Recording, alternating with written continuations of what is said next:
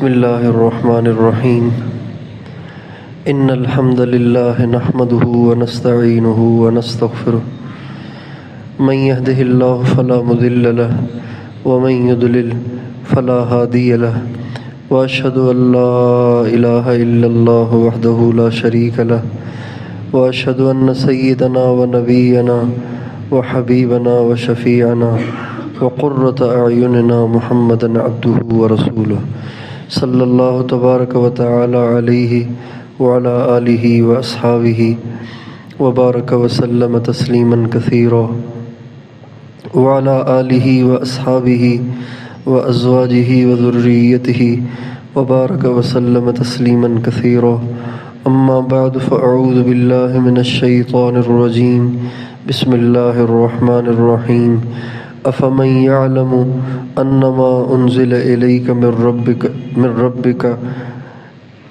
كمن افمن يعلم انما انزل اليك من ربك الحق كمن هو اعمى انما يتذكر اولو الالباب سبحان ربك رب العزة عما يصفون وسلام على المرسلين والحمد لله رب العالمين اللهم صل على سيدنا محمد وعلى آل سیدنا محمد وبارک وسلم۔ میرے محترم دوستوں اور بزرگوں اور بھائیوں،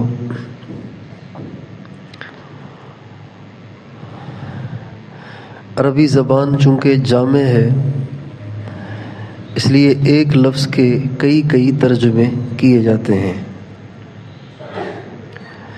ایک لفظ کے لیے، ایک معنی کے لیے بہت سارے الفاظ ہیں، ایک لفظ کے بہت سے معنی ہیں۔ عربی زبان میں جو لفظ علم ہے، علم، اس کے دو مطلب بنتے ہیں۔ ایک وہ علم ہے جس کا تعلق دماغ کے ساتھ ہے، اور ایک وہ علم ہے جس کا تعلق دل کے ساتھ ہے۔ دماغ میں جو چیز فیڈ ہو جائے، محفوظ ہو جائے، وہ بھی علم ہے، اور دل میں جو چیز اتر جائے اس کو بھی علم کہتے ہیں۔ اسی وجہ سے یہاں پہ صرف کا دورہ ہے، یا صرف اور نحو دونوں کا؟ دونوں کا۔ آپ نے افعال عاملہ پڑھے ہوں گے، افعال عاملہ، پھر اس میں متعدی و یک مفعول جس میں ایک پر، پھر متعدی و دو مفعول جس میں ایک پر اختصار جائز ہے، جیسے آتیت، رأیت، وجدت، اور ایک افعال قلوب ہیں، یہ متعدی و دو مفعول ہیں اور ایک پر اختصار جائز نہیں ہے، جیسے علمت، ظننت، خلت، وجدت، رأیت۔ تو یہ جو علم تو ہے نا، اس کو افعال قلوب کہا گیا ہے، افعال مخ نہیں کہا گیا، افعال مخ نہیں کہا گیا، افعال قلوب، فعل قلب ہے یہ۔ تو ایک علم وہ ہے جس کا تعلق ہے دماغ کے ساتھ، اور ایک علم وہ ہے جس کا تعلق ہے دل کے ساتھ۔ ضرب ضربا ضربو ضرب ضربتا ضربنا ضربت ضربتما ضربتم ضربت ضربتما ضربتن ضربت ضربنا، یہ علم ہے، لیکن اس کا تعلق دماغ کے ساتھ ہے۔ فاعل مرفوع ہوتا ہے، مفعول منصوب ہوتا ہے، جس پہ حرف جر آ جائے وہ مجرور ہوتا ہے، مضاف الیہ بھی ہمیشہ مجرور ہوتا ہے۔ یہ علم ہے، لیکن اس کا تعلق دماغ کے ساتھ ہے۔ الف لام آ جائے تو خاص ہو جاتا ہے، معرفہ بن جاتا ہے۔ الف لام نہ ہو اور علم بھی نہ ہو تو یہ نکرہ بن جاتا ہے۔ علم بھی نہ ہو، حرف ندا بھی نہ ہو تو یہ نکرہ ہے اور یہ عام ہے۔ یہ جو علم ہے اس کا تعلق دماغ کے ساتھ ہے۔ علمت کو دو مفعول چاہیے، آتیت کو بھی دو مفعول چاہیے، ایک پہ اختصار جائز ہے۔ جار مجرور کا تعلق ہمیشہ فعل کے ساتھ بنے گا یا معنی فعل کے ساتھ بنے گا، یہ علم ہے، اس کا تعلق دماغ کے ساتھ ہے، لیکن ایک علم اور ہے، اس کا تعلق دل کے ساتھ ہے۔ وہ کیا ہے؟ افمن یعلم انما انزل الیک من ربک الحق کمن هو اعمی انما یتذکر اولو الالباب۔ یہ وہ علم ہے جس کا تعلق دل کے ساتھ ہے۔ اللہ تعالیٰ فرماتے ہیں کیا وہ شخص جو اس بات کا دل سے یقین کرتا ہو کہ قرآن حق ہے، قرآن نے جو کچھ کہا وہ حق ہے، کیا وہ اور جو یہ نہیں جانتا یہ دونوں برابر ہو سکتے ہیں؟ اللہ تعالیٰ فرماتے ہیں برابر ہو سکتے ہیں۔ کمن ہو اعمی، یعنی جو قرآن کو دل کی گہرائیوں سے یقین نہیں کرتا وہ اندھا ہے۔ یہ بے یقین آدمی اندھا ہے، یقین والا آدمی بینا ہے۔ تو یہ جو علم ہے نا، افمن یعلم، یہ جو علم ہے یہ علم وہ ہے جس کا تعلق دل کے ساتھ، یہ علم قلبی ہے۔ قرآن پاک میں اس کی ایک اور مثال اللہ تعالیٰ فرماتے ہیں فَاعْلَمْ أَنَّهُ لَا إِلَٰهَ إِلَّا اللَّهُ۔ یہاں علم سے مراد دماغ والا علم نہیں ہے، یہاں علم سے مراد دل والا علم ہے۔ دل سے اس بات کو تسلیم کرو کہ اللہ کے سوا کسی کی عبادت نہیں ہے، اللہ کے سوا کسی سے مانگنا نہیں ہے، اللہ کے سوا کسی کے سامنے جھکنا نہیں ہے، اللہ کے سوا کسی سے امید نہیں لگانی، اللہ کے سوا کسی سے ڈرنا نہیں ہے، اللہ کے سوا کسی کے ہاتھ میں عزت نہیں سمجھنی، اللہ کے علاوہ کسی کے ہاتھ میں ذلت نہیں سمجھنی، اللہ کے علاوہ کسی کے ہاتھ میں زندگی نہیں سمجھنی، اللہ کے علاوہ کسی کے ہاتھ میں موت نہیں سمجھنی، اللہ کے علاوہ کسی کے ہاتھ میں صحت اور بیماری نہیں سمجھنا، اللہ کے علاوہ کسی کے ہاتھ میں کچھ نہیں ہے۔ یہ علم ہے، اور یہ علم قلبی ہے۔ قرآن مجید میں اس کی ایک اور مثال اللہ تعالیٰ فرماتے ہیں اعلموا انما الحیات الدنیا لعب ولہو وزینۃ وتفاخر بینکم وتکاثر فی الاموال والاولاد۔ اے دنیا بھر کے انسانوں، اپنے دل سے اس بات کا یقین کرو کہ دنیا کھیل ہے، تماشا ہے۔ دنیا کھیل ہے اور دنیا کا سامان کھلونا ہے۔ دنیا کھیل اور دنیا کا ساز و سامان کیا ہے؟ کھلونا۔ یہ جو بنگلے ہیں نا یہ کھلونے ہیں، یہ جو گاڑیاں ہیں یہ کھلونے ہیں، یہ جو موٹر سائیکلیں ہیں یہ کھلونے ہیں، یہ جو موبائل ہیں یہ کھلونے ہیں، یہ جو صدارت اور وزارت کی کرسیاں ہیں یہ کھلونے ہیں، یہ جو بڑی بڑی بلڈنگیں ہیں یہ کھلونے ہیں، یہ کھلونے ہیں۔ ان کے ساتھ کھیلنے والے بچے ہیں، احمق ہیں۔ یہ علم دماغی نہیں ہے، یہ علم قلبی ہے۔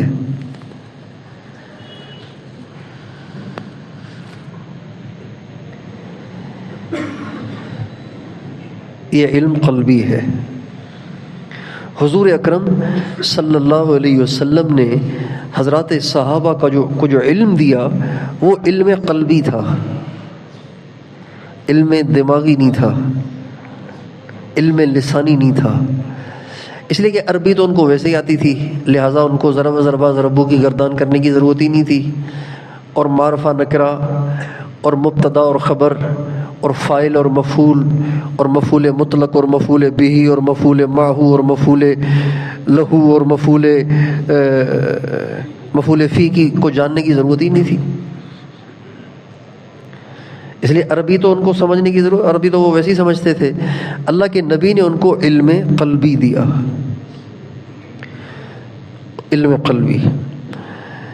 جب وہ مسلمان ہوتے تھے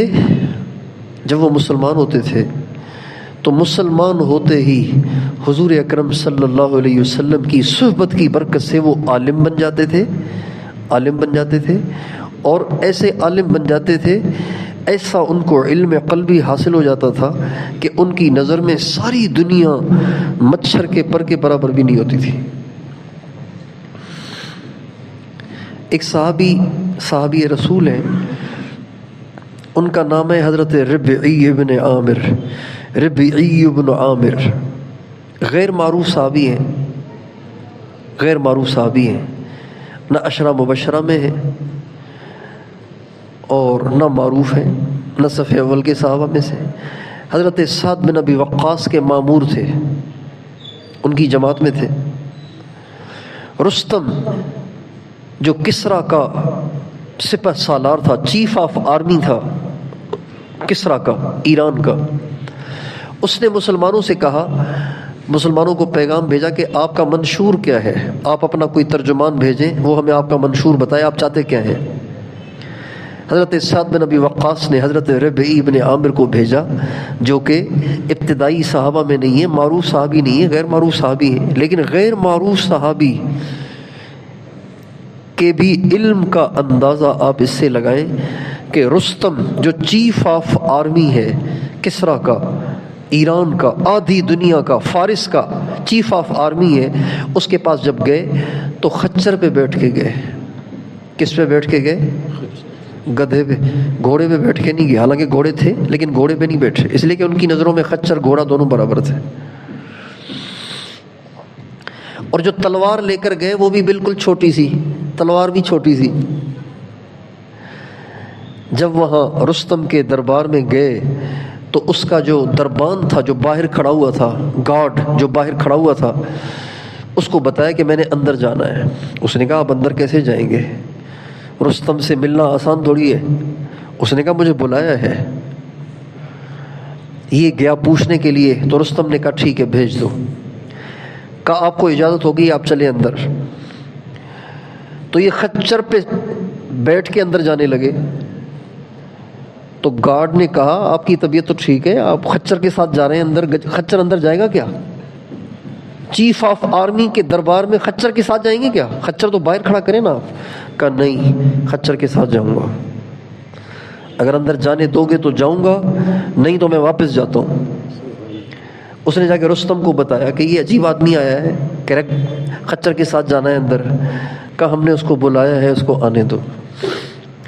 رستم نے، اصل میں رستم مسلمانوں سے ڈرا ہوا تھا، مسلمانوں سے ڈرا ہوا تھا۔ وہ چاہتا تھا کہ مسلمانوں کو کسی طریقے سے یہاں سے واپس کرے، لالچ دے کر، پیسے دے کر یہاں سے واپس کرے، اس لیے کہ مسلمان جہاں گئے وہاں کے علاقے فتح ہوتے چلے گئے۔ اب یہ چاہتا تھا کہ کسی طریقے سے صلح صفائی ہو جائے اور یہ یہاں سے واپس چلے جائیں۔ چنانچہ حضرت ربیع بن عامر کے آنے سے پہلے اس نے اپنے دربار میں قالین بچھوائے، اس پہ ہیرے جواہرات ڈال دیے، ہیرے جواہرات ڈال دیے۔ اس کے ذہن میں یہ تھا کہ جب ان کا قاصد، مسلمانوں کا قاصد آئے گا اور وہ قالینوں پہ پڑے ہوئے ہیرے، قیمتی جواہرات کو دیکھے گا تو وہ تو ویسے ہی فتح ہو جائے گا۔ لیکن اس کو پتہ نہیں تھا کہ محمد مصطفیٰ کے جو ساتھی ہیں وہ علم قلبی رکھتے ہیں، علم قلبی رکھتے ہیں۔ ان کی نظروں میں ہیرے جواہرات تو کیا، ساری دنیا مچھر کے پر کے برابر بھی نہیں ہے۔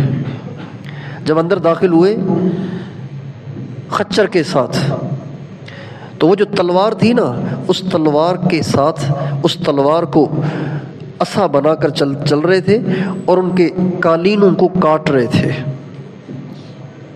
ان کے قالین کاٹ رہے تھے اور اپنے عمل سے ثابت کر رہے تھے کہ ہمیں ان قالینوں سے متاثر نہ کرو، ہمارا دل اللہ کی عظمت سے پہلے ہی متاثر ہے، ہمیں ان ہیرے جواہرات سے متاثر نہ کرو، ہمارے نزدیک یہ بچوں کے کھلونے ہیں، ہمارے نزدیک یہ ساری دنیا کچرا ہے، ہمیں سے متاثر نہ کرو، ہم جنت کے شوقین ہیں، جنت کے دیوانے ہیں۔ چنانچہ ان کے قالینوں کو چیرتے ہوئے رستم کے پاس چلے گئے اور رستم کے جا کے ساتھ بیٹھ گئے۔ سامنے آدمی کھڑا ہوتا ہے، یہ جا کے ساتھ بیٹھ گئے۔ تو جتنے درباری بیٹھے ہوئے تھے نا، ان کو بہت برا لگا یہ کہ یہ فقیر مسکین آدمی ہمارے چیف کے ساتھ آگے بیٹھ گیا ہے، بڑا بے ادب آدمی معلوم ہوتا ہے۔ تو رستم نے کہا ما جاء بکم، آپ لوگ کیوں آئے ہیں ہمارے علاقے میں؟ آپ لوگ یہاں آئے کیوں ہیں؟ اپنے علاقے میں جا کے بیٹھو، یہاں کیوں آئے ہو آپ؟ تو حضرت ربیع ابن عامر فرمانے لگے اللہ ابتعثنا، ہم خود نہیں آئے، اللہ نے بھیجا ہے، لنخرج العباد من عبادت العباد الى عبادت رب العباد ومن جور الادیان الى عدل الاسلام ومن ضیق الدنیا الى سعتها فارسلنا بدینه الى خلقه لندعوهم الیہ، ہم خود نہیں آئے، ہمیں اللہ نے بھیجا ہے تاکہ اس کے بندوں کو انسانوں کی غلامی سے نکال کے ان کو اللہ کا غلام بنائے، ان کو دنیا کے ظلم و ستم سے نکال کے اسلام سے روشناس کرائیں، ان کو دنیا کی تنگی سے نکال کر ان کو وسعت کا راستہ دکھائیں۔ اس لیے اللہ نے ہمیں بھیجا ہے اور اپنی مخلوق کی طرف بھیجا ہے تاکہ ہم ان کو دعوت دیں۔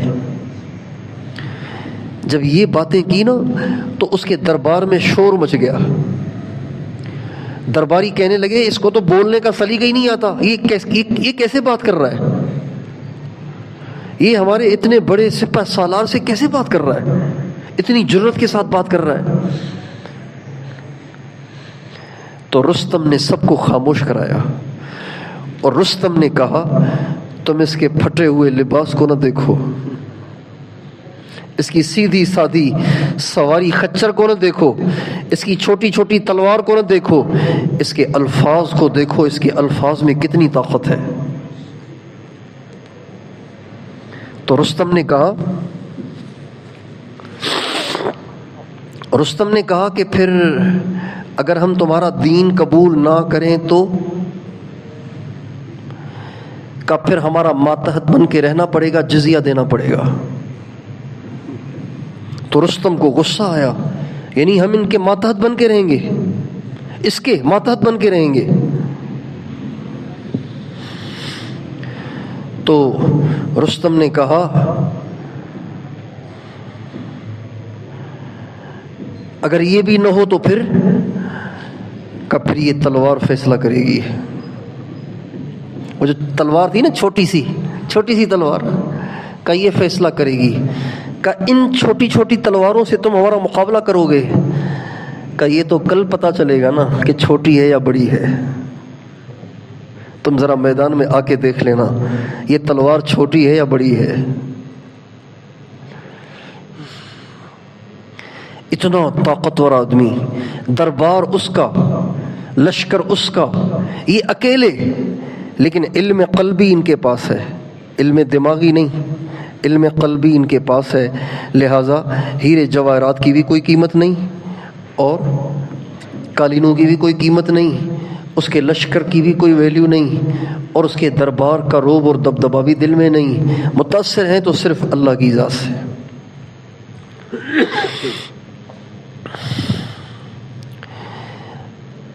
آج ہم جو طلباء، علم کے طلباء ہیں، میں بھی طالب علم ہوں، آپ بھی طالب علم بیٹھے ہیں سارے، آج جو علم کے طلباء ہیں نا ان کا سارا زور علم دماغی پر ہے، علم قلبی پر نہیں ہے۔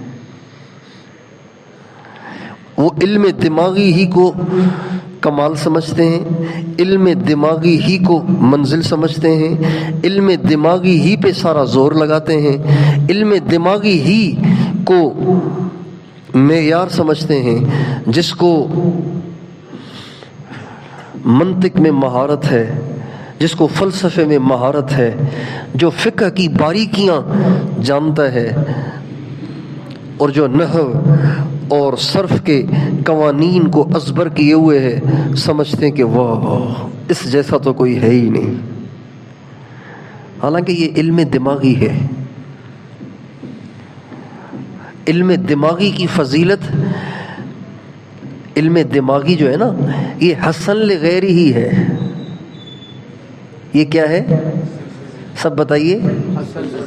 حسن لغیر ہی ہے بھائی، ضرب ضربا ضربو ضرب ضربتا ضربنا ضربتا ضربتما، یضرب یضربان یضربون تضرب تضربان یضربن، اس کی کیا فضیلت ہے؟ اس کی فضیلت اس لیے ہے کہ یہ گردانوں کا دہرانا یہ ذریعہ ہے عربی زبان کے سیکھ جانے کا، اور عربی زبان کا سیکھ جانا ذریعہ ہے قرآن اور حدیث کے سمجھنے کا، یہی وجہ ہے اور تو کوئی وجہ نہیں ہے۔ اگر یضرب یضربان کا سمجھنا ہی کمال ہے تو ابو جہل تو بڑا عربی دان تھا، لہٰذا یہ جتنے علوم دماغی ہیں ان کی جو فضیلت ہے وہ علم قلبی کی وجہ سے ہے۔ ایک آدمی کو یہ پتہ ہے کہ وضو میں فرض 4 ہیں۔ وضو میں کتنے فرض ہیں؟ لیکن وہ وضو کرتا نہیں ہے، بے وضو نماز پڑھتا ہے، تو بتائیے جنت میں جائے گا؟ بھائی 4 فرضوں کا علم ذریعہ ہے ان فرائض کو زندگی میں لانے کا۔ اب جب ان فرائض کے مطابق وضو کرے گا تو اس وضو پر اجر ملے گا، اس وضو سے گناہ معاف ہوں گے، اور اس سے نماز ہوگی۔ لا صلاۃ الا بطہور، الا بوضو، نماز بغیر وضو کے نہیں ہے۔ تو آج سارا زور علم دماغی پر ہے، علم قلبی پر نہیں ہے۔ اس وجہ سے ہم جتنے علم پڑھنے والے ہیں وہ علم تو پڑھ رہے ہیں لیکن دل ہمارا دنیا کے ساتھ اٹکا ہوا ہے۔ اس لیے اساتذہ طلباء سے کہتے ہیں بھائی بڑے موبائل سے پرہیز کرو، نہیں چھوڑتے۔ بھائی جھوٹ نہ بولو، پھر بھی بولتے ہیں۔ بھائی غیبت نہ کرو، پھر بھی کرتے ہیں۔ بھائی آپس میں لڑو نہیں، پھر بھی لڑتے ہیں۔ بھائی بد نظری نہ کرو، پھر بھی کرتے ہیں۔ اور ایک طالب علم جب مدرسے سے فارغ ہو رہا ہوتا ہے تو سب سے بڑی اس کو جو ٹینشن ہوتی ہے نا وہ یہ ہوتی ہے کہ اب کھاؤں گا کہاں سے۔ ایک طالب علم جب مدرسے سے فارغ ہوتا ہے تو سب سے بڑی ٹینشن اس کو کیا ہوتی ہے؟ اب کھاؤں گا کہاں سے، چونکہ میں نے تو اسکول میں بھی نہیں پڑھا، کالج میں بھی نہیں پڑھا، مجھے نوکری بھی نہیں ملے گی، میرے والد صاحب غریب ہیں، دکان بھی نہیں ہے، اب کھاؤں گا کہاں سے؟ اب شادی کروں گا، اگر بیوی کو خرچہ دینا ہے، بچوں کو خرچہ دینا ہے۔ یہ ٹینشن کیوں پیدا ہوتی ہے؟ یہ ٹینشن اس لیے پیدا ہوتی ہے کہ علم دماغی تو حاصل کر لیا، علم قلبی حاصل نہیں کیا۔ اگر علم قلبی حاصل ہوا ہوتا تو کبھی ٹینشن نہ ہوتی۔ اس لیے کہ جنہیں علم قلبی حاصل ہوتا ہے وہ اس بات کا یقین رکھتے ہیں وَمَا مِن دَابَّةٍ فِي الْأَرْضِ إِلَّا عَلَى اللَّهِ رِزْقُهَا وَيَعْلَمُ مُسْتَقَرَّهَا وَمُسْتَوْدَعَهَا كُلٌّ فِي كِتَابٍ مُبِينٍ وَكَأَيٍّ مِّن دَابَّةٍ لَا تَحْمِلُ رِزْقَهَا اللَّهُ يَرْزُقُهَا وَإِيَّاكُمْ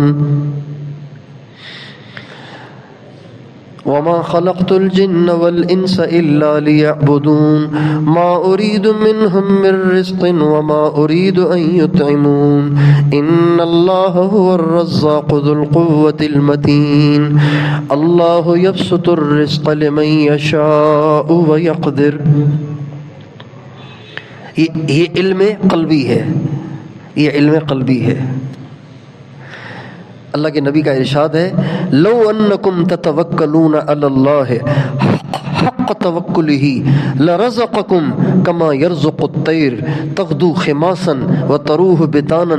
اگر تم اللہ پاک پہ اتنا بھروسہ کرو جتنا بھروسہ کرنا چاہیے تو اللہ تعالیٰ تمہیں ایسے روزی دے گا جیسے پرندوں کو دیتا ہے۔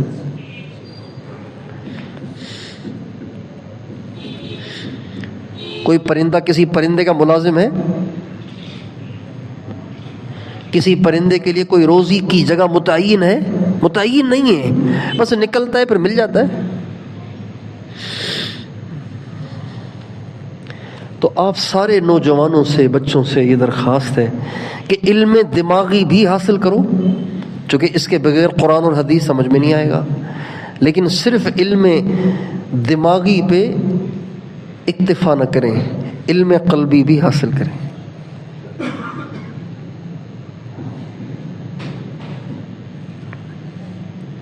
علم قلبی بھی حاصل کریں۔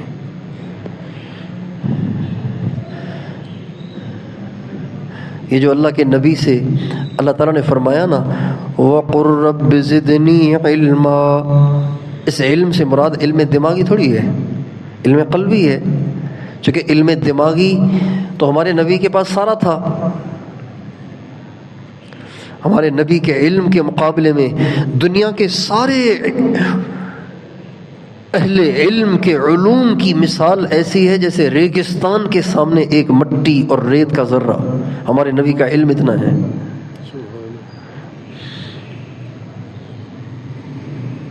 ہمارے ایک بزرگ گزرے ہیں، ہمارے سندھ میں ایک بہت بڑے بزرگ گزرے ہیں، ان کا نام تھا حضرت مخدوم نوح رحمۃ اللہ علیہ. وہ فرماتے تھے کہ یہ جو بارش برستی ہے نا، بارش برستی ہے تو بارش کے قطرے کوئی گن سکتا ہے؟ بارش کے قطرے کوئی گن سکتا ہے؟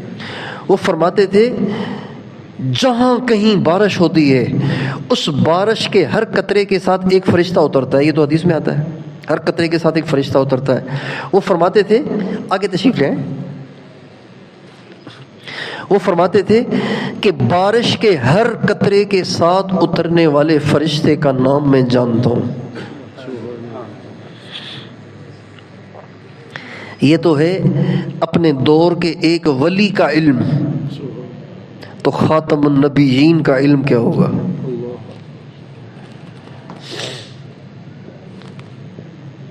یہ ایک ولی کا علم ہے، خاتم النبیین کا علم کیا ہوگا؟ تو ہمارے نبی کے پاس دماغی علم تو سارا کا سارا تھا، لیکن جس علم کے اضافے کی آپ کو دعا کرنے کا حکم ہے وہ علم قلبی ہے.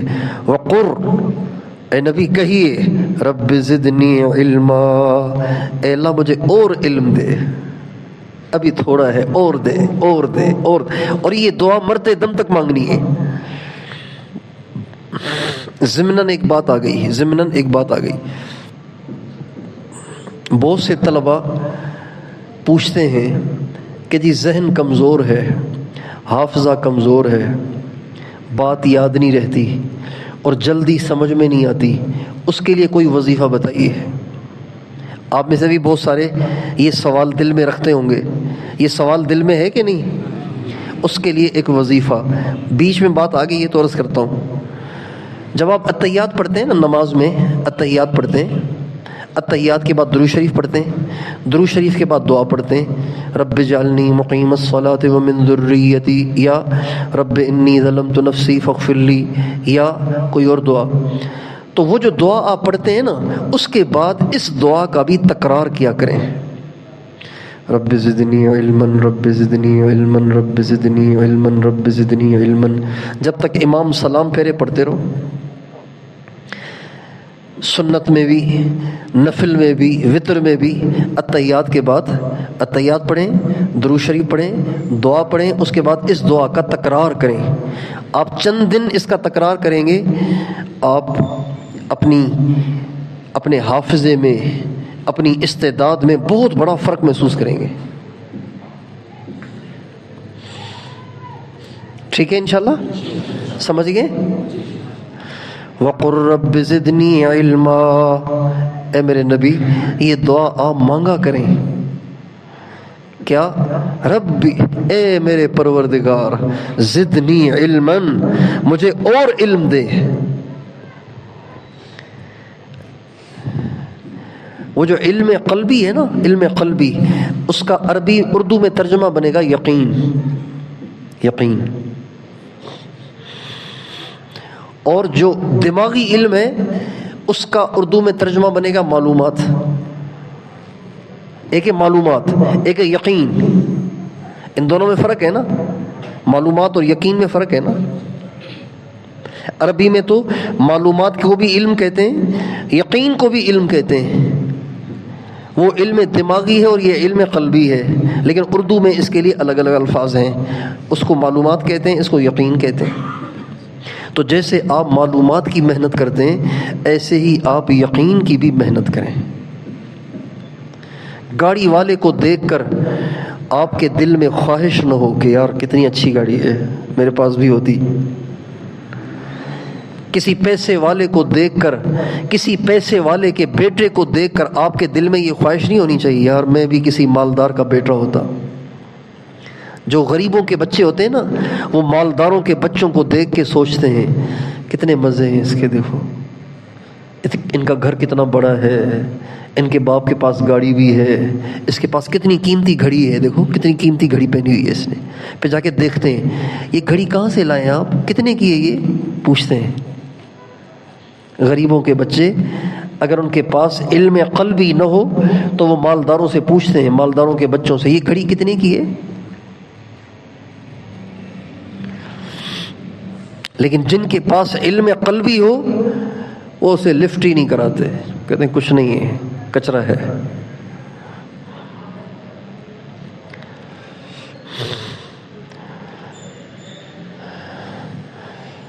كل نفس ذائقة الموت وإنما توفون أجوركم يوم القيامة فمن زحزح عن النار وأدخل الجنة فقد فاز وما الحياة الدنيا إلا متاع الغرور ولا تمدن عينيك إلى ما متعنا به أزواجا منهم زهرة الحياة الدنيا لنفتنهم فيه ورزق ربك خير وَأَبْقَى أَفَلَا تَعْقِلُونَ.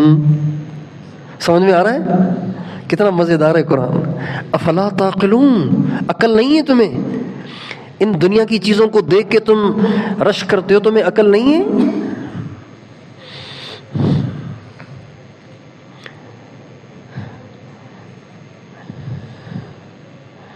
چھوٹے بچے مٹی کے ساتھ کھیلتے ہیں. تو جب ہم چھوٹے تھے تو ہمارے آس پاس اگر کوئی بجری یا ریت یا مٹی کی ٹرالی آتی تھی نا، کوئی گھر بن رہا ہے یا کچھ ہو رہا ہے، کوئی تعمیر ہو رہی ہے، تو وہاں پہ بجری یا مٹی یا ریت کی ٹرالی اترتی تھی. تو وہ ڈھیر پڑا رہتا تھا مٹی کا، ریت کا اور بجری کا. تو بچے اس پہ چڑھ جاتے تھے، پھر اس پہ بیٹھ کے کھیلتے تھے، پھر چھوٹے چھوٹے گھر بناتے تھے، اس کے اوپر گھر بناتے تھے. ہم خود بھی کرتے تھے ایسے. اب 3 بچے ہیں، ان تینوں نے مٹی کے ڈھیر پہ بیٹھ کے گھر بنایا. ایک نے جو بنایا وہ بالکل سادہ ہے، دوسرے نے جو بنایا وہ تھوڑا سا اچھا ہے، تیسرے نے بڑا زبردست گھر بنایا، بہت خوبصورت لگ رہا ہے وہ. اب وہ جس نے خوبصورت گھر بنایا ہے مٹی کے اوپر، وہ کہہ رہا ہے یہ کوئی گھر ہے، دیکھو کتنا اچھا گھر ہے، یہ کوئی گھر ہے، دیکھو کتنا اچھا گھر ہے. تو وہ جو 2 بیچارے ہیں وہ پریشان ہو رہے ہیں کہ یار واقعی اس کا گھر بہت اچھا ہے. اب ان تینوں کو دیکھ کر ایک 50 سال کا آدمی اس بچے کو دیکھ رہا ہے جس نے اچھا گھر بنایا، اس کو دیکھ کے سوچ رہا ہے کاش کہ میرا گھر بھی ایسا ہوتا. تو بتاؤ یہ 50 سال کا پاگل ہے کہ نہیں؟ بتاؤ بھائی، آپ سمجھ رہے ہیں کہ نہیں سمجھ رہے ہیں؟ یہ 50 سال والا مٹی کے ڈھیر پہ اس بچے کو دیکھ کر، جس نے اچھا گھر بنایا ہے مٹی کا، اس کو دیکھ کے اگر رش کر رہا ہے، اس کو حسد ہو رہا ہے، اس کا گھر کتنا اچھا ہے، کاش کہ میرا گھر بھی ایسا ہوتا. تو یہ پاگل ہے کہ نہیں؟ کوئی بھی سمجھدار اس بچے کے مٹی کے ڈھیر پہ بنائے ہوئے گھر کو رش کی نگاہوں سے نہیں دیکھے گا، بلکہ کیا کہے گا، یہ بچوں کا کھیل ہے بس. ابھی تھوڑی دیر کے بعد جس نے سادہ گھر بنایا ہے وہ بھی چھوڑ کے گھر چلا جائے گا. جب دوپہر ہو جائے گی، دھوپ ہو جائے گی، تو جس نے سادہ بنایا ہے وہ بھی چلا جائے گا، جس نے اچھا بنایا وہ بھی چلا جائے گا.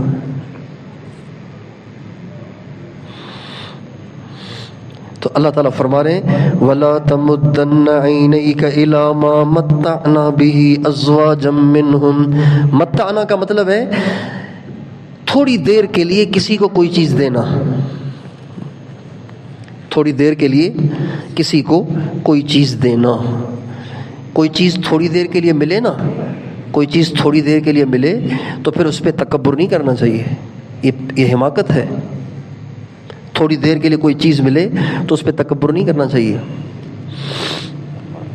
اگر ایک آدمی کے پاس خود کے پاس تو موٹر سائیکل نہیں ہے، لیکن کسی سے اس نے کہا یار مجھے تھوڑی دیر موٹر سائیکل دو، میں ذرا استاد صاحب کے لیے وہاں سے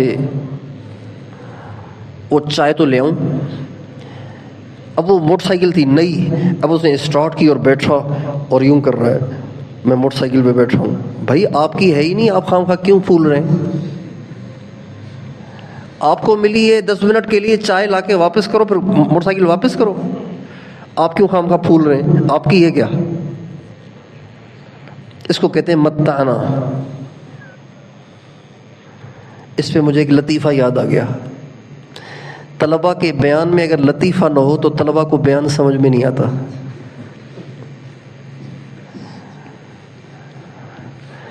یہ جو حکیم ہے نا، حکیم، ان کی دوائیاں بہت کڑوی ہوتی ہیں.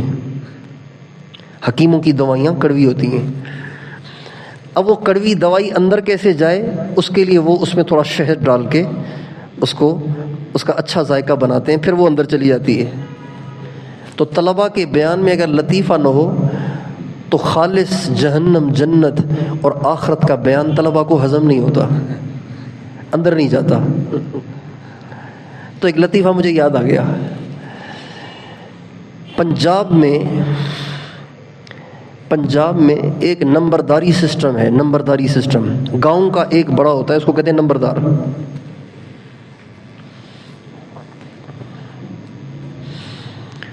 لیکن وہ ہوتے غریب ہیں، پیسے والے نہیں ہوتے، وہ غریب ہوتے ہیں. نمبردار ہوتے ہیں لیکن بیچارے غریب ہوتے ہیں. وہ نمبردار گیا کسی چودھری کے پاس مہمان بن کے. چودھری نے کہا یار میں تو جا رہا ہوں دعوت پہ، ایک جگہ دعوت ہے، تو تم بھی ساتھ چلو. اس نے کہا میں تو ساتھ چلوں لیکن میرے کپڑے تو بالکل پرانے سے ہیں، میلے ہیں. تو کہا کوئی بات نہیں، قمیص میری لے لو. نیچے تو ویسے ہی وہ چادر باندھتے ہیں، پنجاب میں بوڑھے بوڑھے چادر باندھتے ہیں جس کو تہبند کہتے ہیں. ان کا ٹھیک ہے. اب کرتا پہن لیا چودھری کا، تہبند اپنا. اب تھا بیچارہ نہ سمجھ. اب اس کو لے کے گیا دعوت میں. دعوت میں گئے تو سارے چودھری صاحب سے آ کے ملے. چودھری صاحب خیریت سے؟ چودھری صاحب یہ کون ہے؟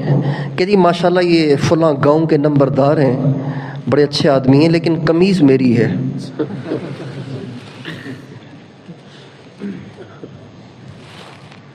ان کا یہ ہمارے فلاں گاؤں کے نمبردار ہیں لیکن قمیض ان کو میری ہے.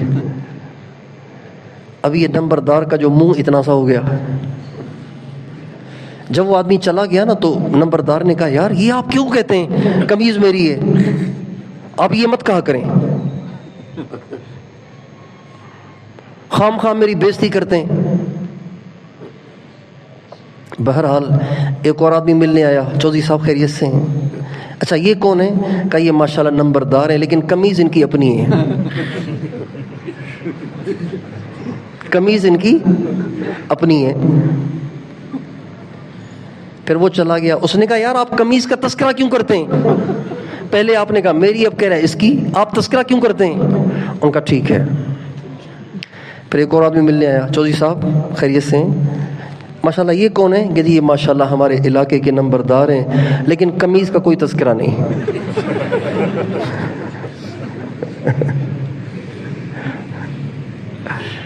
اس کو کہتے ہیں متعنا. اب متعنا کا لفظ سمجھ میں آ گیا؟ اب متعنا کا مطلب سمجھ میں آ گیا؟ وَلَا تَمُدَّنَّ عَيْنَيْكَ إِلَىٰ مَا مَتَّعْنَا بِهِ أَزْوَاجًا مِّنْهُمْ زَهْرَةَ الْحَيَاةِ الدُّنْيَا لِنَفْتِنَهُمْ فِيهِ وَرِزْقُ رَبِّكَ خَيْرٌ وَأَبْقَىٰ أَفَلَا تَعْقِلُونَ. تمہیں تھوڑی دیر کے لیے دنیا دی ہے، تم اکڑ جاتے ہو؟ عقل نہیں ہے تمہیں؟ جن کے پاس بنگلے ہیں یہ بنگلے ان کے پاس ہمیشہ نہیں رہیں گے. جن کے پاس گاڑیاں ہیں ان کے پاس گاڑیاں ہمیشہ نہیں رہیں گی. جن کے پاس موبائل ہیں ان کے پاس موبائل ہمیشہ نہیں رہیں گے. جن کے پاس کرسیاں ہیں ان کی کرسیاں ہمیشہ نہیں رہیں گی. جن کے پاس عہدے ہیں ان کے پاس عہدے ہمیشہ نہیں رہیں گے. جن کے پاس جو کچھ ہے یہ ہمیشہ نہیں رہے گا. افحسبتم انما خلقناکم عبثا وانکم الینا لا ترجعون فتعالى اللہ الملک الحق لا الہ الا هو رب العرش الکریم. سب نے جانا ہے، سب نے دنیا کو چھوڑنا ہے. یہ ہمارا نہیں ہے، یہ اللہ کا ہے.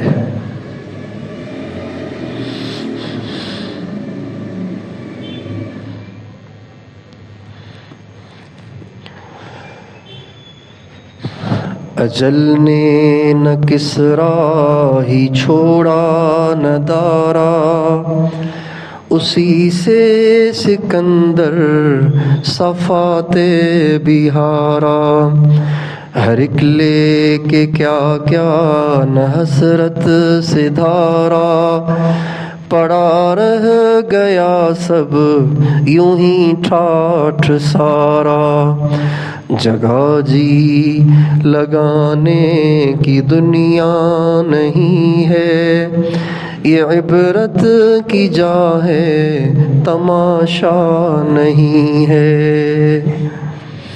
سمجھ رہے ہیں یہ الفاظ؟ سمجھ رہے ہیں؟ مشکل اردو ہے، یہ مشکل اردو ہے، آپ سمجھ رہے نہیں سمجھ رہے ہیں؟ یہی تجھ کو دھن ہے رہوں سب سے اعلیٰ، دھن سمجھتے ہیں؟ دھن جنون، شوق۔ جب شوق انتہا کو پہنچ جائے تو اس کو اردو میں دھن کہتے ہیں، عربی میں اس کو جنون کہتے ہیں۔ مجنون کو مجنون کیوں کہتے تھے؟ اس لیے کہ اسے لیلا کی دھن تھی۔ جب یہ دھن کسی کو ہو جائے تو پھر اس کو کسی اور چیز کا خیال نہیں رہتا، بس اسی کے پیچھے پڑا رہتا ہے۔ جیسے آج کل بچوں کو موبائل کی دھن ہے نا، نوجوان لڑکے کو دکان پہ بٹھاؤ تو وہ موبائل کے ساتھ کھیل رہا ہوتا ہے، گاہک آئے گا اور پوچھے گا بھائی یہ کیا بھاؤ، تو اوپر سر نہیں اٹھائے گا، موبائل میں دیکھ کے کہے گا 50 روپے۔ یہ ہمارے ساتھ ہوا، ایک دفعہ ہم گزر رہے تھے ایک برتنوں کی دکان سے، تو مجھے گلاس چاہیے تھا سفر کے لیے، تو میں دکان پہ گیا خود، اور لڑکا بیٹھا ہوا تھا موبائل لے کے، باہر بیٹھا ہوا ہے دکان سے باہر اسٹول پہ موبائل سے کھیل رہا ہے۔ تو مجھے جو گلاس پسند آیا، میں نے کہا گلاس کتنے کا ہے؟ اس نے دیکھا ہی نہیں کہ آیا کون ہے، اس نے کہا 50 روپے۔ اس کو دھن کہتے ہیں۔ یہی تجھ کو دھن ہے رہوں سب سے اعلیٰ، ہو زینت نرالی ہو فیشن نرالا، جیا کرتا ہے کیا یوں ہی مرنے والا، تجھے حسن ظاہر نے دھوکے میں ڈالا۔ کیا مرنے والے ایسے جیتے ہیں جیسے تم جی رہے ہو؟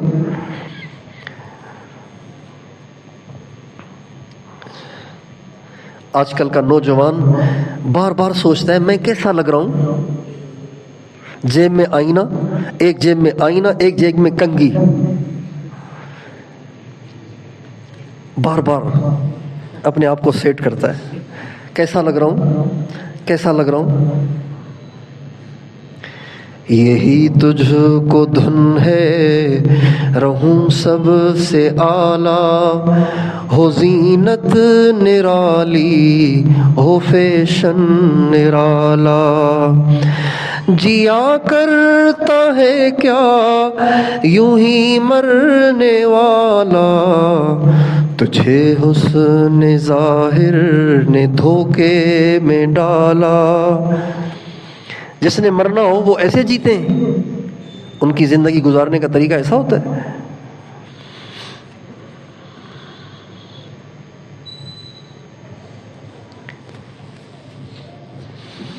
اس لیے آپ سارے نوجوانوں سے درخواست ہے، علم دماغی میں بھی کمال پیدا کریں لیکن علم قلبی بھی سیکھیں۔ علم قلبی سیکھے بغیر آپ کا علم دماغی جنت میں نہیں لے کے جائے گا۔ علم دماغی سے جنت میں جانے میں معاونت ملے گی لیکن جنت میں نہیں لے کے جائے گا اگر آپ اس کے ساتھ علم قلبی کو نہ ملائیں تو۔ اگر آپ نے علم قلبی حاصل کیا ہوا نہیں ہوگا تو آپ سے فجر میں نہیں اٹھا جائے گا۔ استاد کھینچ کھینچ کے اٹھائیں گے، بھائی اٹھو فجر پڑھو فجر پڑھو فجر پڑھو فجر پڑھو، وہ اٹھے گا ہی نہیں، کہے گا مجھے نیند آ رہی ہے۔ تہجد میں نہیں اٹھا جائے گا۔ اگر علم قلبی حاصل نہیں ہے تو تہجد میں نہیں اٹھا جائے گا، تکبیر اولیٰ کے ساتھ نماز پڑھنے کا شوق نہیں ہوگا۔ جہنم کا خوف نہیں ہوگا، جنت کا شوق نہیں ہوگا اگر علم قلبی نہیں ہے تو۔ ہمارے کتنے طلباء ہیں، لاکھوں کی تعداد میں پورے ملک میں طلباء مدارس میں پڑھتے ہیں، لیکن ان میں سے 95% تہجد نہیں پڑھتے۔ کتنے تہجد نہیں پڑھتے؟ 95% تہجد میں نہیں اٹھتے۔ کوئی اکا دکا سینکڑوں میں کوئی ایک دو ہوتا ہے جو تہجد میں اٹھتا ہے۔ اب مجھے بتائیں کہ جب تہجد میں یہ مدرسوں میں پڑھنے والے نہیں اٹھتے تو بازاروں والے کیسے اٹھیں گے؟ والذین یبیتون لربہم سجدا وقیاما، یبیتون، والذین یبیتون لربہم سجدا وقیاما کانوا قلیلا من اللیل ما یہجعون وبالاسحار هم یستغفرون تتجافى جنوبهم عن المضاجع يدعون ربهم خوفا وطمعا ومما رزقناهم ينفقون فلا تعلم نفس ما أخفي لهم من قرة أعين جزاء بما كانوا يعملون يا أيها المزمل قم الليل إلا قليلا نصفه أو انقص منه قليلا أو زد عليه ورتل القرآن ترتيلا إنا سنلقي عليك قولا ثقيلا إن ناشئة الليل هي أشد وطئا وأقوم قيلا إن لك في النهار سبحا طويلا واذكر اسم ربك وتبتل إليه تبتيلا رب المشرق والمغرب لا إله إلا هو فاتخذه وكيلا۔ ان آیات پہ اگر یہ مدرسوں میں پڑھنے والے سارا دن علم دین کے ساتھ لگے رہنے والے نہیں عمل کر رہے تو بازاروں والے کیسے کریں گے؟ اور یہ کیوں نہیں اٹھتے؟ اس لیے کہ علم دماغی تو حاصل کر رہے ہیں، قلبی حاصل نہیں کر رہے۔ تو آپ سارے نیت کریں انشاءاللہ علم دماغی بھی حاصل کریں گے، علم قلبی بھی۔ نیت کرتے ہیں؟ ہاں نہ تو کریں نا آپ۔ آپ کی آواز ہی نہیں آ رہی صحیح۔ علم قلبی حاصل کریں گے؟ ہمارے جتنے اکابر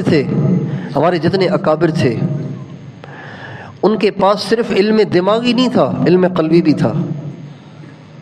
حضرت مولانا سید حسین احمد صاحب مدنی نور اللہ مرقدہ، ہم سب ان کے شاگرد ہیں، آپ سب ان کے شاگرد ہیں بالواسطہ،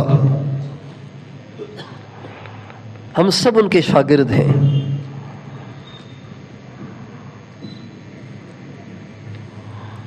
بر صغیر کے اکثر علماء ان کے شاگرد ہیں، کچھ علامہ انور شاہ کشمیری کے شاگرد ہیں، ورنہ اکثر ان کے حضرت شیخ الاسلام مولانا سید حسین احمد مدنی کے شاگرد ہیں، حدیث میں ان کے شاگرد ہیں۔ یہ جو ہمارے اکابر تھے یہ صرف دماغی عالم نہیں تھے، یہ قلبی عالم بھی تھے۔ حضرت مولانا خیر محمد صاحب جالندری جنہوں نے خیر المدارس بنایا، وہ فرماتے ہیں کہ ایک دفعہ حضرت مولانا حسین احمد صاحب مدنی ٹرین میں گزر رہے تھے، ملتان سے گزر رہے تھے، تو ایک دفعہ جب ہمیں پتہ چلا تو بہت سارے علماء جمع ہو کے اسٹیشن پر حضرت مدنی سے ملنے گئے۔ حضرت اسٹیشن پہ اترے، سارے علماء سے ملے، نماز کا بھی ٹائم ہو گیا تو ہم نے کہا جی آپ نماز پڑھائیں، ہم آپ کے پیچھے نماز پڑھ لیتے ہیں۔ حضرت مدنی کے پیچھے نماز پڑھ لیتے ہیں۔ ساتھیوں نے کپڑے بچھائے، حضرت مدنی نماز پڑھائی لیکن اتنی لمبی کہ ٹرین ہی چلی گئی۔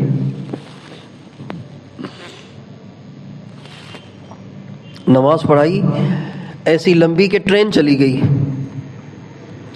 جب سلام پھیرا تو مولانا خیر محمد صاحب جالندری نے کہا حضرت جب ٹرین کے جانے کا ہارن بج گیا تھا تو اس وقت تو نماز توڑنے کی گنجائش ہوتی ہے، آپ نے پھر نماز توڑی نہیں کیوں؟ آپ کا سارا سامان گاڑی میں تھا، تو اگر جب ٹرین کا ہارن بج گیا تھا، ٹرین نے ہارن دے دیا تھا تو سلام پھیرنے کی تو گنجائش ہے، جائز ہے سلام پھیرنا۔ تو حضرت مدنی فرمانے لگے واللہ مجھے خبر ہی نہ ہوئی، واللہ مجھے کس کی؟ ٹرین کے ہارن کی. کتنا اونچا ہارن ہوتا ہے اس کا. واللہ مجھے خبر ہی نہ ہوئی. یہ تھے ہمارے اکابر.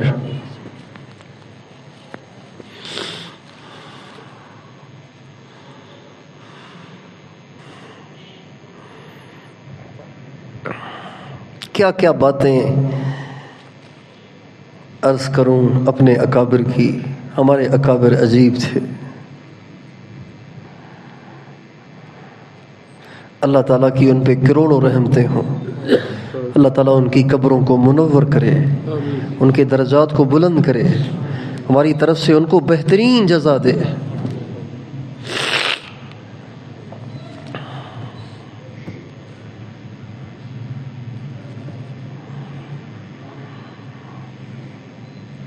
ایک دفعہ ٹرین میں سفر کر رہے تھے. ایک سکھ بیٹھا ہوا تھا، سکھ، غیر مسلم، کافر. تو اچانک اس کو پیٹ میں مروڑ ہوا، پیٹ میں درد ہوا، تو وہ بھاگ کے گیا بیت الخلا کی طرف. گیا لیکن جلدی واپس آ گیا.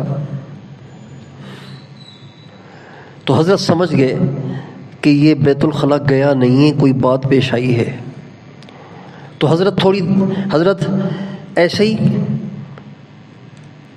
اس کو بغیر محسوس کرائے وہاں سے اٹھے اور گئے تو دیکھا بیت الخلا سارا پاخانے سے بھرا ہوا تھا. حضرت نے خود جا کر شیخ الحدیث، قطب العالم، شیخ الاسلام، شیخ العرب والعجم مولانا حسین احمد صاحب مدنی نور اللہ مرقدہ خود جا کے اس بیت الخلا کے پاخانے کو صاف کیا اور اس کو دھو کے صاف کر کے آ کے بیٹھے اور اس سکھ سے کہا بابو جی بیت الخلا صاف ہے، اب چلے جائیں. یہ کوئی آج کا طالب علم کر سکتا ہے؟ بتائیے کر سکتا ہے کوئی طالب علم؟ وہ کہے گا سکھ کافر، چاہے اس کا پاخانہ شلوار میں نکل جائے کوئی بات نہیں، کافر ہے. الخلق عیال اللہ فاحب الخلق الی اللہ من احسن الی عیالہ. مخلوق اللہ کا کنبہ ہے، اس میں کافر بھی ہیں. اللہ تعالیٰ کو سب سے محبوب وہ ہے جو اس کی مخلوق کے ساتھ احسان کرے. تو بھائی یہ سارے علم قلبی کے ثمرات ہیں، نتائج ہیں. اگر ہم علم قلبی حاصل کریں گے تو یہ سب صفات اس کے ساتھ حاصل ہوتی ہیں. اللہ تعالیٰ مجھے بھی علم قلبی عطا فرمائے، آپ کو بھی علم قلبی عطا فرمائے. اس کی ہمیں محنت اور کوشش کرنی چاہیے. اب جیسے آپ نے طالب علم کا چھٹیوں میں دور صرف دور نحو کرنا بہت بڑی قربانی ہوتی ہے، اس لیے کہ یہ 2 مہینے ملتے ہیں گھر کے، لیکن طالب علم اپنے گھر کی چھٹی قربان کر کے آ کے دور صرف اور دور نحو کرتا ہے. یہ کتنی بڑی قربانی ہے. تو جیسے آپ نے علم دماغی کے لیے قربانی کی ہے تو کبھی علم قلبی کے لیے بھی قربانی کیا کریں. کبھی چھٹیوں کے اوقات کسی اللہ والے کے پاس بھی جا کے گزارا کریں، کسی خانقاہ میں بھی جا کے گزارا کریں، کسی اللہ والے کے پاس بھی جا کے گزارا کریں. کبھی چھٹیاں تبلیغ میں بھی جا کے لگایا کریں، کبھی چھٹیاں کسی خانقاہ میں بھی جا کے گزارا کریں، تاکہ ہمیں علم قلبی بھی حاصل ہو. اللہ والوں کی صحبت سے علم قلبی حاصل ہوتا ہے. یہ علم قلبی کتابوں سے نہیں پڑھا جاتا، یہ صحبت سے حاصل ہوتا ہے. صحبت سے یہ کرنٹ ہے جو کنیکشن سے حاصل ہوتا ہے. کرنٹ کیسے حاصل ہوتا ہے؟ کرنٹ کیسے حاصل ہوتا ہے؟ لکھنے پڑھنے سے حاصل نہیں ہوتا. کرنٹ رنگ روغن سے حاصل نہیں ہوتا. آپ اس پنکھے کو خوبصورت رنگ لگا دیں، چلنا شروع ہو جائے گا. لیکن جو اس کا رنگ ہے وہ بھی اتار دیں، لیکن اس کے اندر تار لگا کے آپ اس کو سوچ میں لگا دیں تو انشاءاللہ یہ چلنے لگ جائے گا. چاہے پرانا سا ہو تب بھی چلنے لگ جائے گا. تو علم قلبی ایک کرنٹ ہے، چارجنگ ہے. اور یہ کنیکشن سے حاصل ہوتا ہے، رابطے سے حاصل ہوتا ہے، اللہ والوں کی صحبت سے حاصل ہوتا ہے۔ حضرات صحابہ کرام نے یہ علم پڑھ کے حاصل نہیں کیا، سرکار دو عالم صلی اللہ علیہ وسلم کی زیارت اور صحبت سے اس کو حاصل کیا ہے۔ تو آپ سب سے درخواست ہے کہ خانقاہوں میں بھی اپنی چھٹیوں کے اوقات لگانے کی نیت کریں۔ کرتے ہیں نیت؟ آپ کا دور صرف نحو کب ختم ہوگا؟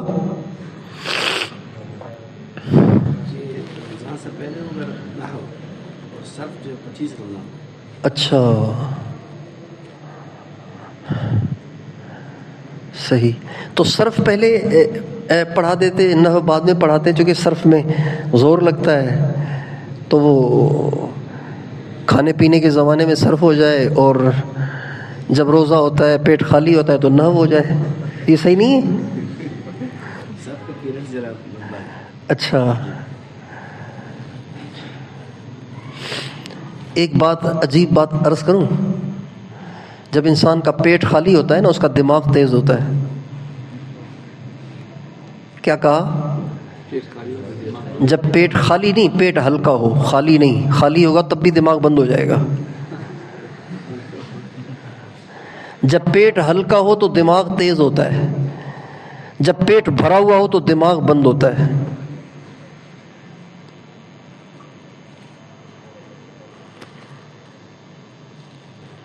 جب پیٹ فل ہو تو دماغ، جب پیٹ ہلکا تو دماغ تیز۔ اس لیے ہمارے اکابر کھانا کم کھاتے تھے، اس لیے ان کے حافظے بہت تیز ہوتے تھے۔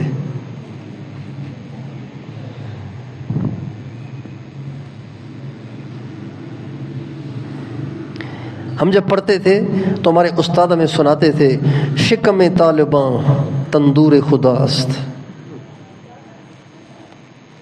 طالب علم کا پیٹ کیا ہوتا ہے؟ اللہ کا تندور، جتنی روٹیاں لگاؤ لگا سکتے ہو، اللہ کا تندور ہے نا بھائی، یہ کسی ہوٹل کا تندور تو ہے نہیں، اللہ کا تندور ہے، جتنی روٹیاں لگاؤ لگاتے جاؤ۔ اس لیے کہ ان کا پیٹ بہت بڑا ہوتا ہے، کھاتے رہتے ہیں کھاتے رہتے ہیں کھاتے رہتے ہیں، اس لیے دماغ کام ہی نہیں کرتا،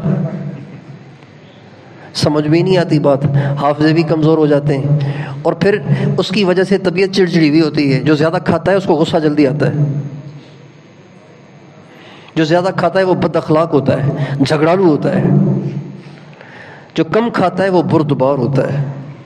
والکاظمین الغیظ والعافین عن الناس واللہ یحب المحسنین۔ یہ وہ کر سکتا ہے جو کھانا کم کھاتا ہو۔ ابھی بھوک باقی ہو تو چھوڑ دو۔ لوگ سمجھتے ہیں جتنا زیادہ کھائیں گے اتنی زیادہ طاقت آئے گی، ایسے نہیں ہے، جتنا کم کھائیں گے اتنی طاقت زیادہ آئے گی۔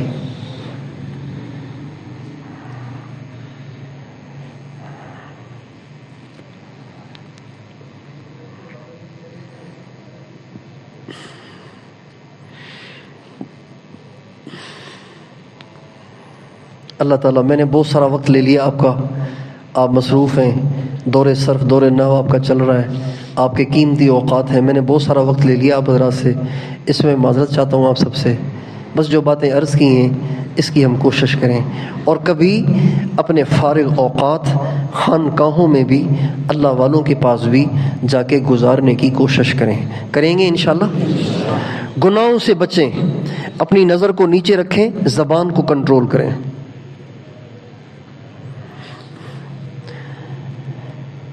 اسلاف میں سے ایک بزرگ کا ارشاد ہے، جو دو چیزوں کو کنٹرول کر لے، جو دو چیزوں کو صحیح کر لے، اس کی ساری زندگی صحیح ہو جائے گی۔ ایک اپنی زبان کو صحیح کر لے، ایک اپنی نماز کو صحیح کر لے، اس کی ساری زندگی صحیح ہو جائے گی۔ زبان کو صحیح کر لے، نماز کو صحیح کر لے۔ جو کہتے ہیں نا نظروں کی حفاظت نہیں ہوتی، ان کو چاہیے کہ نماز میں اپنی نظر کو سجدے کی جگہ پر، قیام میں سجدے کی جگہ پر، اتحیات میں گود میں رکھنے کی مشق کریں، انشاءاللہ نماز سے باہر بھی نظروں کی حفاظت ہو جائے گی۔ جو کہتے ہیں کہ نظروں کی حفاظت نہیں ہوتی، وہ نماز میں اپنی نظر کو پابند کرنے کی مشق کریں، قیام میں سجدے کی جگہ پہ نظر ٹکا کے رکھیں، اور اتحیات میں گود میں ٹکا کے رکھیں، انشاءاللہ نماز سے باہر بھی ان کی نظر کی حفاظت ہوگی۔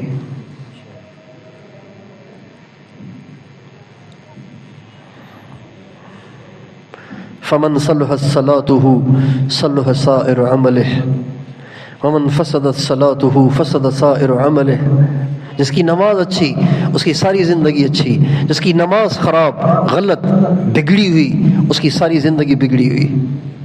اللہ تعالیٰ مجھے اور آپ کو عمل کرنے کی توفیق عطا فرمائے.